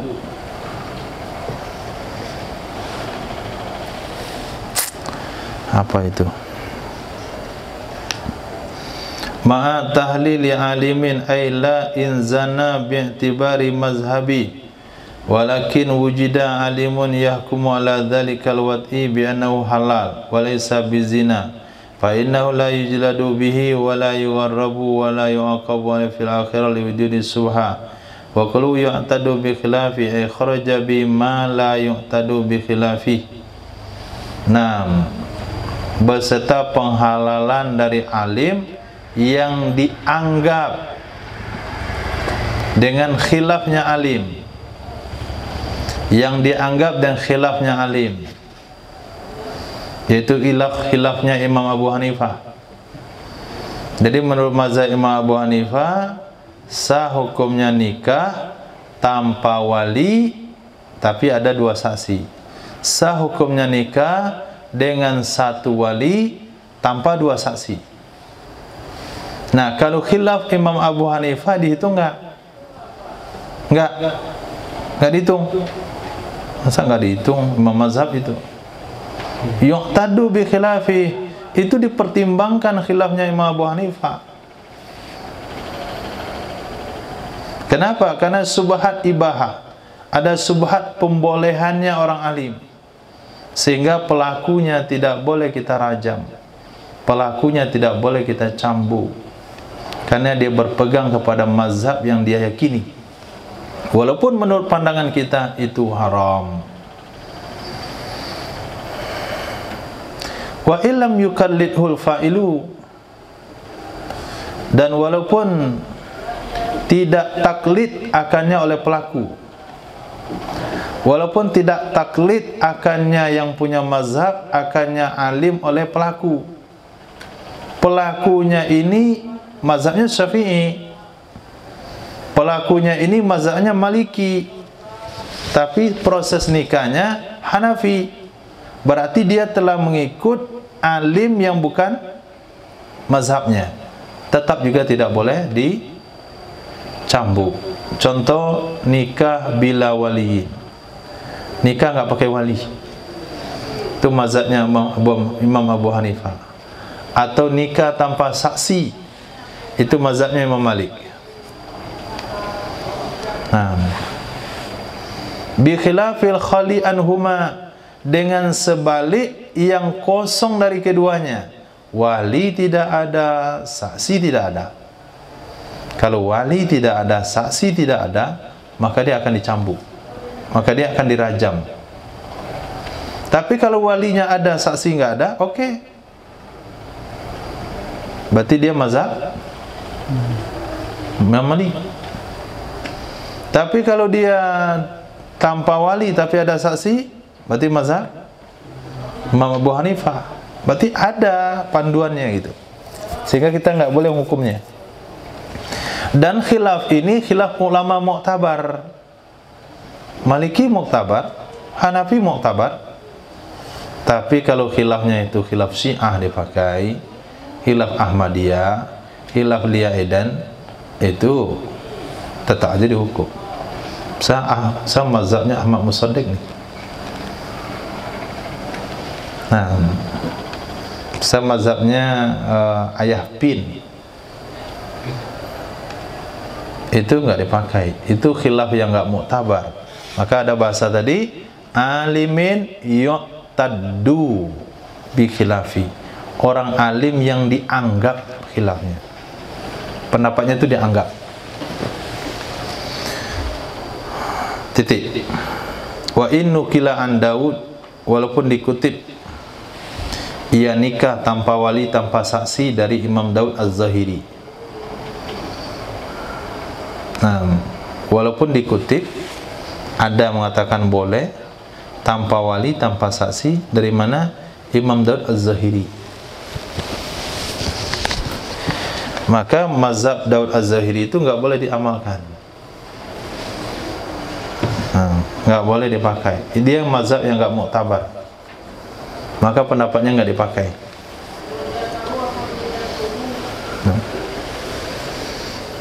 Kitabnya ada. Kitab Syafi'iyah namanya Mahalli. Kitab Daud Az-Zahiri namanya Muhalla. Nah, teman mau beli kitab Mahalli, kebeli Muhalla. Sampai di kamar dikatakan, nih saya dah beli Mahalli. Mahalli kan Syarah Minhaj karangan Imam Jalaluddin Al-Mahalli. Nah, waktu lihat-lihat itu bukan Mahalli, ini Muhalla. Ini mazhab Daud Az-Zahiri. Kamu mau jadi pengikut Daud Az-Zahiri? Mazhab Daud Az-Zahiri itu gampang sekali. Nah, orang sakit uzur salat Jumat, tertusuk ujung jarinya oleh jarum, sakit dia, uzur salat Jumat. Kata hadis sakit. Sakit enggak nih? Tusuk jarum sakit enggak? Ya, berarti saya uzur Jumat. Enggak Jumat dia. Karena sakit, dan dia masuk dalam kategori sakit. Karena tusuk jarum itu sakit. Nah, itu Az-Zahiri. Nah, apalagi ditahu oleh orang masyarakat awam nih, nikah tanpa wali, tanpa saksi hukumnya sah menurut Daud Az-Zahiri. Oh, dah ada berkecamuk dia. Nah, berarti tidak ada lagi yang namanya zina di Indonesia ini. Itu namanya nikah. Nah, tapi ganti aja akadnya. Saya nikahi kamu dengan mahar sekian, seterima nikah abang sekian, selesai. Dikasih uang, pergi dia kemana-mana, kelas. Sah. Apa mazhabnya? Daud Az-Zahiri. Ditangkap oleh polisi, boleh dirajam? Boleh dirajam? Boleh, aku bilang enggak. Kalau enggak boleh dirajam, enggak ada satupun yang perlu dirajam di dunia ini berarti. Dah berkembanglah anak zina di mana-mana. Nah, kenapa? Karena khilafnya tidak muktabar. Lalu contohnya lagi nikah mut'ah. Nah, nikah mut'ah. Ini contoh yang dirajam atau contoh yang tidak? Hah? Ini contoh yang boleh dihukum atau contoh yang enggak boleh dihukum? Hah? Tidak boleh dihukum. Nah, lihat di dalam kanikahi mut'atin ma'tufun ala kanikahin bila wali. Jadi nikahin bila wali itu contoh khilaf yang muktabar, yang tidak boleh dihukum kalau ada pelakunya ikut dengan pendapat tersebut, yaitu seperti nikah mut'ah karena memandang kepada khilaf Sayyidina Abdullah bin Abbas. Karena Sayyidina Abdullah bin Abbas itu mengatakan mut'ah itu boleh. Nikah mut'ah boleh. Pada jumhur sahabat, jumhur ulama, ijma' ulama, nikah mut'ah haram. Karena yang punya khilaf itu adalah Sayyidina Abdullah bin Abbas, maka dipertimbangkan. Walaupun terlibat itu mu'takidin tahrimahu, orang yang meyakini haramnya mut'ah. Dia meyakini haramnya mut'ah, tapi dia terlibat dengan mut'ah, dibawa ke pengadilan, mau dicambuk, katanya tunggu dulu. Kalian enggak baca ya? Sayyidina Abdullah bin Abbas menghalalkan mut'ah, bebaslah dia hukum cambuk. Kamu kan Imam Syafi'i yang mengatakan mut'ah haram. Ya, pendapat saya waktu itu haram, tapi saya ikut Abdullah bin Abbas dalam hal ini, dan kali ini saya ikut beliau. Maka dia tidak boleh dicambuk. Nah, pembahasan ini bukan berarti kitab ini mentolerir, memfatwakan halal nikah mut'ah, tidak. Dan ulama sudah menjawab kenapa Sayyidina Abdullah bin Abbas mengatakan boleh. Itu sudah ada jawabannya bagi para ulama. Sehingga pendapat Sayyidina Abdullah bin Abbas tidak dipandang dalam hal ini, karena bertentangan dengan jumhur. Nah, jangan sampai gara-gara baca kitab ini antum fatwakan pula nikah itu boleh Sayyidina Abdullah bin Abbas. Nggak boleh, ditanggung jawab di akhirat kalau sampai menyebarkan pendapat hanya sepenggal tanpa mengetahui alasan kenapa Sayyidina Abdullah bin Abbas membolehkan. Dan ulama juga sudah terangkan sebetulnya beliau ma'dzur dalam fatwa tersebut. Beliau uzur dalam fatwa tersebut karena ada hadis yang tidak sampai kepada beliau, dan kepada kita sudah sampai hadisnya bercerita tentang tidak ada yang Nabi halalkan dalam Islam kemudian haramkan, kemudian halalkan lagi, kemudian haramkan lagi, kecuali mut'ah. 2 kali dihalalkan, 2 kali diharamkan. In hakama hakimun bi ibtalin nikahil mukhtalafi fihi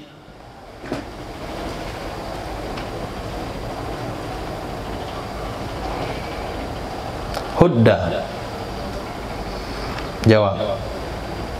In lirtifa'i syubhatihi naidin, jika telah memutuskan hukum oleh hakim, jika telah memutuskan hukum oleh hakim setempat dengan batalnya nikah yang mukhtalaf tadi, dengan batalnya nikah yang mukhtalaf padanya nikah, niscaya dihukum ia pelaku karena sudah terangkat hukum syubhat ketika itu, ketika diputuskan oleh hakim. Qalahul Mawardi, mengatakan akannya pendapat oleh Imam Mawardi. Ketika seseorang, ketika sepasang laki dan perempuan diadili, dia dituduh telah berzina, kemudian dia membela diri, kami nikah dengan wali saja, kami menikah dengan saksi saja, dia menikah dengan saya dengan cara mut'ah. Lalu ketika pengadilan mengatakan itu cara nikah seperti itu batal menurut kami, hukumnya tidak sah, maka pada saat itu pelakunya akan dicambuk, pelakunya akan dihukum. Idra'ul hudud bisubhatnya sudah tidak ada lagi ketika ada keputusan hakim. Kenapa demikian fatwa daripada Imam Mawardi? Karena ada kaidah usul yang berbunyi idza hakamal hakimu fala khilafah. Apabila hakim sudah memutuskan satu keputusan, tidak ada lagi bicara khilafiyah. Ini kaidahnya. Nah, kalau kaidah ini berlaku di Indonesia, dan kalau semua kelompok-kelompok agama, organisasi-organisasi agama tahu dengan kaidah ini di Indonesia, maka tidak ada satupun yang duluan puasa dengan pemerintah atau yang terlambat puasa dari pemerintah, duluan lebaran dari pemerintah, terakhir lebaran daripada pemerintah, dengan diputusnya sidang isbat. Nah, tidak ada khilafiyah di dalamnya. Itu kaidah usul. Idza hakamal hakim fala khilaf. Apabila hakim sudah memutuskan, maka tidak ada khilaf lagi. Jangankan khilaf yang seperti itu, khilaf mazhab pun tidak ada lagi. Yang seharusnya tadi dia tidak dicambuk karena dia ittiba kepada mazhab Imam Malik, dia nikah hanya dengan wali saja tanpa saksi, maka ketika hakim memutuskan, hakim setempat mengatakan itu cara nikah yang batal, maka pelaku akan dihukum. Nah, titik. Wa yuhaddu fi mustajaratil lidina biha iz la subhata li adamil i'tidali bi aqdil batili biwajhin. Dan dihukum seseorang pada wanita yang disewa untuk zina dengannya wanita. Wa yuhaddu, dan dihukum seseorang yang berzina pada wanita yang disewa untuk zina dengannya wanita karena tidak ada syubhat.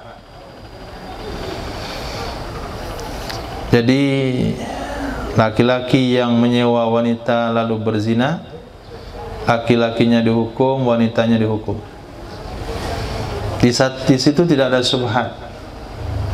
Yang dikatakan kan ada bayaran. Kalau ada bayaran berarti sama dengan mut'ah. Anggap aja itu mut'ah, enggak boleh dihukum. Tidak. Kenapa tidak? Karena tidak diperhitungkan dengan akad yang batil dengan jalan apapun. Tidak ada satu jalan pun yang mengatakan itu sah. Hanya dengan mirip bayaran sama dengan mut'ah, tidak. Kenapa? Akadnya enggak ada. Yang ada cuma akad sewa. Tapi kalau dia gunakan akad mut'ah, maka dia bebas dari hukum. Tapi tidak bebas dari dosa. Bebas dari hukum dunia, tidak bebas di hukum akhirat. Kalau dia pakai akad. Tapi kalau dia pakai akad sewa, maka tidak ada satu hukum pun yang mengatakan itu sah. Jadi akadnya batal sehingga pelakunya tetap dihukum had. Titik. Perkataan Imam Abu Hanifah, annahu subhat. Sesungguhnya itu subhat. Jadi perkataan Imam Abu Hanifah itu juga subhat, kata Imam Abu Hanifah. Karena laki-lakinya membayar, wanitanya menerima, berarti sama dengan mut'ah. Ini pendapat Imam Abu Hanifah. Pendapat tersebut yunafihil ijma', menafikan akannya pendapat Imam Abu Hanifah oleh ijma' ulama. Menafikan akan pendapat Imam Abu Hanifah oleh ijma' ulama atas tidak tetap nasab dengan demikian. Wa min thamma du'ufa mudrikuf. Dari karena itu lemahlah dasarnya Imam Abu Hanifah. Dari karena itu dia anggap lemah sumbernya Imam Abu Hanifah. Walam yura'a khilafuf, sehingga tidak dipedulikan khilafnya. Sehingga tidak dipedulikan atau tidak dijaga khilafnya Imam Abu Hanifah. Sehingga khilafnya Imam Abu Hanifah dalam hal ini tidak menghalang hukum rajam atau cambuk kepada pelaku zina dengan akad sewa.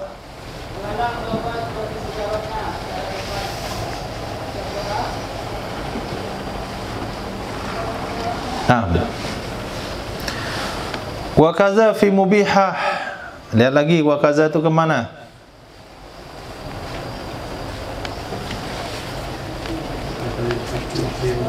Wa kaza yuhaddu. Begitu juga tetap dihukum had pada wanita yang membolehkan dirinya. Li'anna ibahatahuna lawun. Karena ibahah di sini itu sia-sia.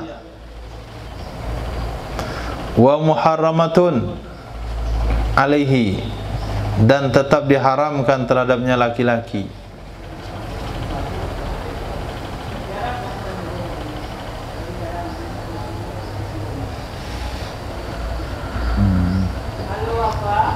Litawassunin lam li ajli, artinya domirnya itu, lamnya itu li ajli, karena. Muta'alaqa dengan muharramah, ay muharramatun alaih li ajli tawassunin,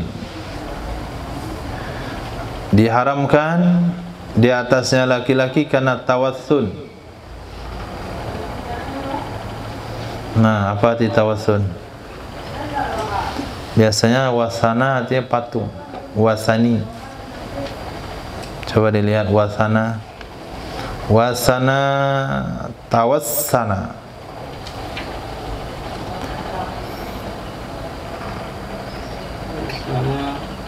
Menetapi janji. Karena menepati janji. Karena menepati janji.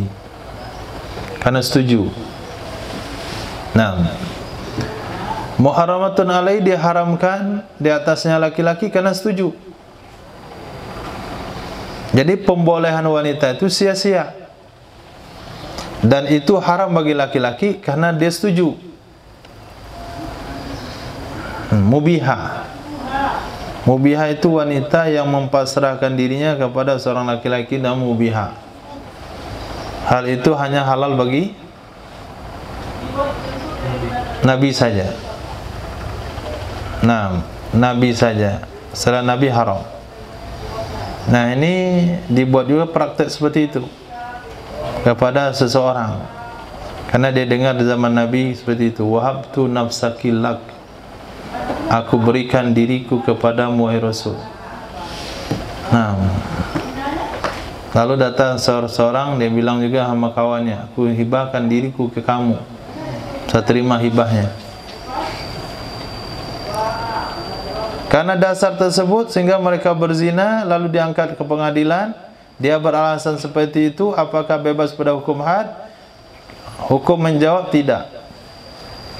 Karena ibahah di sini sia-sia. Kenapa sia-sia? Kenapa sia-sia? Enggak, kenapa ibahah itu sia-sia?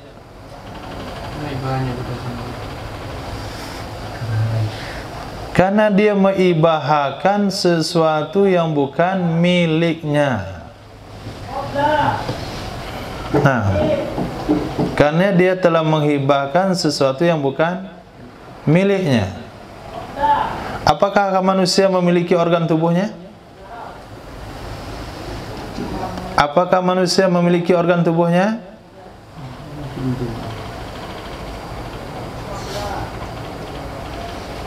Kau bingung? Apakah seseorang memiliki organ tubuh? Tidak. Dia cuma dibolehkan memakai, tidak menjadi pemilik. Buktinya dia tidak boleh jual ginjal, karena bukan milik dia. Itu pinjaman kepada dia selama hidup. Buktinya dia tidak boleh menjual matanya. Susah-susah hidup pergi ke rumah sakit, cari orang yang kaya, mengambil kornea matanya, dijual satu. Gak boleh. Itu tidak boleh menghibahkan. Jangan kau menjual, menghibahkan juga nggak boleh. Kalau saya mati, jantung saya tolong kasih ke pulang. Cangkok jantung, tidak boleh. Lalu kenapa boleh donor darah? Hah? Karena donor darah itu adalah hasil dari makanan yang dikonsumsi oleh manusia. Nah, berarti hasil dari usaha dia, maka boleh didonorkan, nggak ada masalah. Tapi kalau organ nggak boleh mendonorkan organ. Nah, kalau dia tidak pemiliknya, maka dia juga tidak membolehkan orang lain memakainya sementara. Memakai selama-lamanya nggak boleh, memakai sementara juga tidak boleh. Laki-laki itu apa pula dirajam? Kan dia cuman menerima. Dijawab muharramatun alaih litawassul. Diharamkan kepada laki-laki itu karena dia setuju. Nah, atau linahwi bainunatin kubro, atau karena seumpama dengan bainunah kubro, seumpama bainunah kubro. Ini berkaitan lagi dengan bab nikah. Apa itu bainunah, Ismail? Bainunah,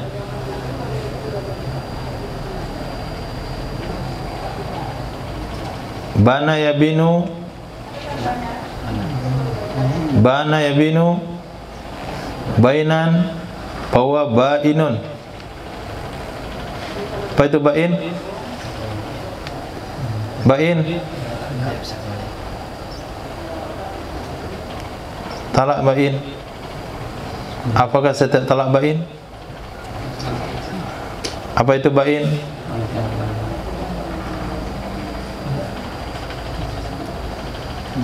seorang wanita yang berpisah dengan suaminya dan suami tidak bisa rujuk kepadanya. Itu bain.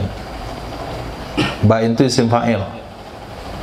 Dan dia tidak menggunakan taknis.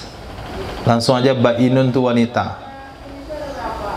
Nah, enggak perlu buat bainah. Sama dengan haidun. Haidun kenapa wanita berhaid artinya? Kenapa langsung menggunakan kalimat muzakkar? Kenapa enggak haidatun gitu? Haidun, haidoni, haidun, haidatun, haidatani, haidatun. Jadi haidatun. Karena haidun enggak kepakai. Haidun laki-laki berhaid. Haidoni dua laki berhaid. Haidun beberapa laki berhaid. Ada laki-laki berhaid? Karena enggak ada laki-laki berhaid, maka kalimat haidun langsung untuk muannas. Itu juga bainun. Enggak ada laki-laki yang bain. Maka kalimat bain muzakkar langsung untuk wanita. Jadi bain itu adalah wanita yang sudah berpisah dengan suaminya, yang suaminya tidak perlu rujuk lagi kepadanya. Nah, kalau enggak antum tulis, antum ingat. Yang jelas satu saat tanya ke depan tahu. Nah, bain itu ada dua macam. Ada bain sugro. Nah, situasi itu namanya bainuna. Situasi itu namanya bainuna. Nah, keadaan yang suami tidak bisa rujuk ke istri itulah namanya bainuna. Bainuna itu ada dua macam, ada sugro, ada kubro. Kalau sugro, dia bisa kembali dengan akad nikah baru. Itu sugro. Dia bisa kembali dengan akad nikah yang baru tanpa syarat. Tapi kalau kubro harus pakai syarat. 5 fase.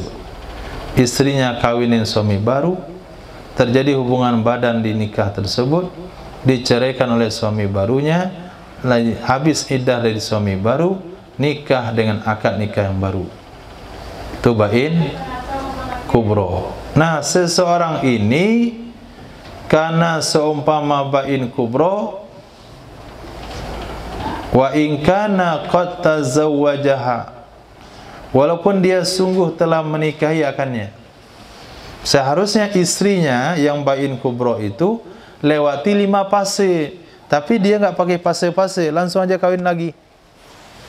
Seharusnya dia enggak boleh kawin dulu sebelum istrinya nikah dengan suami baru, tetapi tidak, qad tazawwajaha, sungguh dia telah menikahi istri tersebut, maka dia dicambuk, bukan dicambuk, dirajam malah, karena dia sudah menikah sebelumnya. Khilaf bagi Imam Abu Hanifah, karena sesungguhnya tidak diperhitungkan dengan akad yang fasid. Jadi khilaf bagi Imam Abu Hanifah. Nah, kata Imam Abu Hanifah, wanita yang sudah talak bain oleh suaminya, harusnya dia melewati 5 fase, tapi suami ini langsung nikah dengan wanita tersebut. Itu kata Imam Abu Hanifah tidak boleh dirajam. Nah, tidak boleh dirajam. Li'annahu itu alasan siapa? Coba antum pikirkan. Li'annahu itu punyanya Imam Abu Hanifah kah? Atau alasannya Imam Zainuddin? Hah? Saya ulang. Ini redaksi yang membingungkan. Kata Imam Zainuddin, pengarang kitab I'anatul Talibin, begitu juga seumpama wanita yang sudah bain kubro. Artinya seorang suami mau nikah lagi sama wanita tersebut lewat 5 fase. Ternyata tidak. Wa in kana qad tazawwajaha, walaupun ada ia suami, itu sungguh mengawini ia akannya wanita dalam bain kubro. Maka dia tetap diapain? Dirajam. Karena dia sudah kawin, hadnya dirajam. Khilaf bagi Imam Abu Hanifah. Kata Imam Abu Hanifah tidak, karena sesungguhnya tidak diperhitungkan dengan akad yang fasid. Nah, karena sesungguhnya itu alasan siapa? Alasan Imam Zainuddin kah atau alasan Imam Abu Hanifah? Hah? Alasan Imam Zainuddin Al-Malibari. Nah, jadi seorang wanita dalam bain kubro dinikahi kembali oleh suaminya tanpa proses, maka laki-laki dan suami itu kalau terjadi hubungan badan akan dirajam sampai mati. Kata Imam Abu Hanifah tidak boleh dirajam karena dia sudah akad nikah. Dijawab oleh Imam Zainuddin, akad nikah itu kan fasid, enggak sah karena tidak melewati fase yang ditetapkan. La ibrata bi aqdil fasid, enggak dianggap kalau akadnya fasid. Nah, tidak dianggap karena akadnya fasid. Khair. Sudah dari pahami? Itu salah satu redaksi yang membingungkan. Jadi antum pastikan li'annahu itu alasan yang mana. Titik. Amma majusiyah tazawwajaha fala yuhaddu biwad'iha liikhtilafi fi hilli nikahiha. Adapun wanita penyembah berhala, penyembah api. Adapun wanita penyembah api, tazawwajaha yang mengawini ia seseorang akannya wanita, setelah dikawini terjadi hubungan badan, maka tidaklah dia dihukum had. Fala yuhaddu, maka dia tidak dihukum had dengan sebab watak tersebut. Kenapa? Karena ada ikhtilaf, karena ada perbedaan pendapat tentang halal menikahinya wanita majusiyah.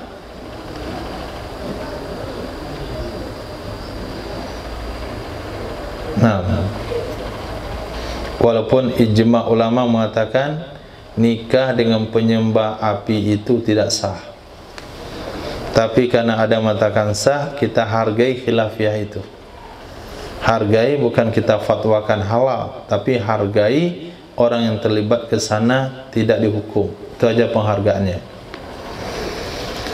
Wala yuhaddu bi ilajin fi kubulin mamlukatin hurrimat alaihi, dan tidak dicambuk, tidak dihad dengan sebab ilajin, memasukkan. Nah, ilajin itu ada tanwin di ujungnya. Tanwin itu disebut tanwin iwad, pengganti dari mudhaf ilaih. Apa takdirnya? Ilaji hasafah. Nah, hasafah yang dibuang. Maka tidak dihukum had dengan memasukkan hasafah pada kubul wanita yang dia miliki, budak sahayanya, yang diharamkan ia wanita terhadapnya. Memang budak sahayanya, tapi haram digaulinya. Binahwi mahromiyah, dengan seumpama mahram, dengan seumpama mahram, karena itu mahram dia, karena itu eteknya, karena itu bibinya, karena itu saudari kandungnya.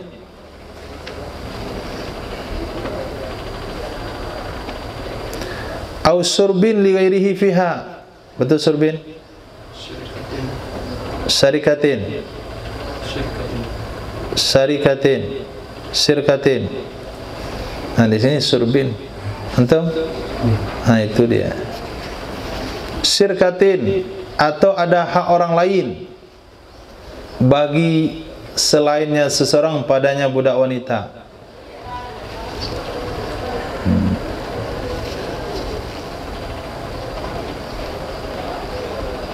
Atau ada hak orang lain bagi selainnya seseorang padanya wanita yang dimiliki. Ternyata budak wanita itu dimiliki berdua, kongsi, maka haram digauli. Atau tawassun, penyembah berhala. Berarti tawassun tadi penyembah berhala lah artinya itu. Itu ganti yang belakang tu, karena menyembah berhala. Tadi apa tadi? Setuju. Ganti karena menyembah berhala.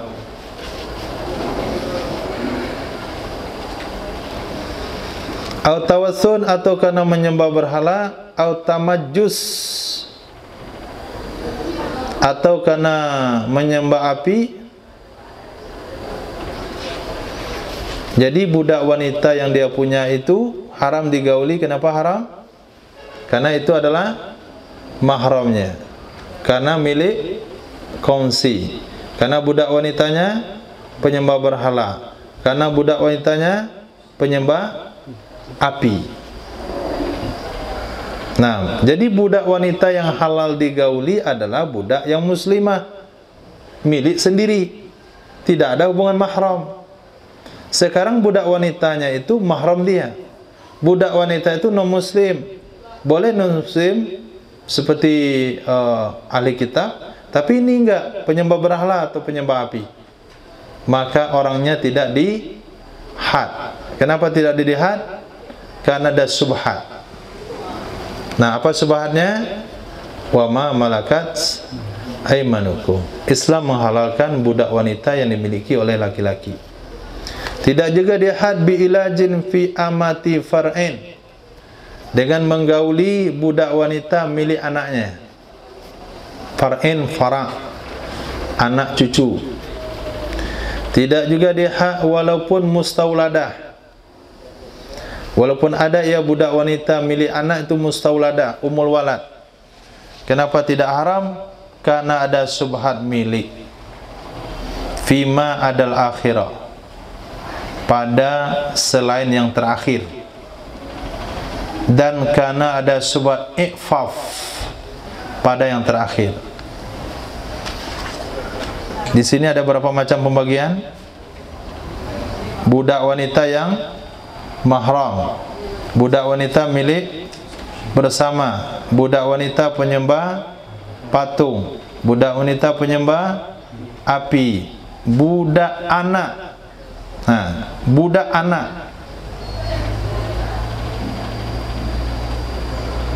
ada 5. Nah, untuk 4 yang pertama, kenapa tidak boleh dihad? Li subhatil milki, karena ada subhat hak milik pada selain yang akhir. Yang akhir yang mana? Yaitu budak anak. Kalau budak anak wanita, kalau budak anak apa alasannya? Subhatil i'faf. Itu ada subhat i'faf pada yang terakhir. I'faf itu mana? Menjaga diri. Nah, karena punya hak menjaga diri. Seorang anak wajib meng'ifaf ayahnya. Seorang anak punya tanggung jawab meng'ifaf ayahnya. Bagaimana ayahnya ini tidak terlibat kepada haram. Titik. Sedikit lagi. Adapun had zirikin, had orang yang memiliki status budak, orang yang memiliki status budak, yang muhsan, yang sudah pernah berhubungan dalam nikah yang sah, atau yang masih perawan. Perawan itu gunakan bahasa yang tadi, lam yuti walam tutok. Walaupun dia budak muba'ad, maka hukumannya adalah nisfu haddil huri, setengah hukuman orang merdeka, yaitu cambuk 50 kali, wa taghribihi, dan setengah pengasingan orang merdeka, yaitu 6 bulan. Fayujladu khamsin, maka dia dicambuk 50, wa yugharrabu nisfu amin, diasingkan setengah tahun. Wala yuhaddur raqiqu al-imamu, maaf, wa yuhiddur raqiqa, wa yuhiddur raqiqa al-imamu awis sayyid, yang mencambuk budak yang berzina adalah imam atau majikannya. Titik. Habis pembahasan hukuman laki wanita yang berzina sebelum berhubungan dalam nikah yang sah. ke depan hukuman untuk yang sudah menikah. Wallahu a'lam. Subhanallah wa bihamdihi, subhanakallahumma bihamdika, asyhadu an la ilaha illa anta, astaghfiruka wa atubu ilaik. Subhanaka rabbil izzati amma yasifun. Wassalamun ala mursalin, alhamdulillahi rabbil alamin.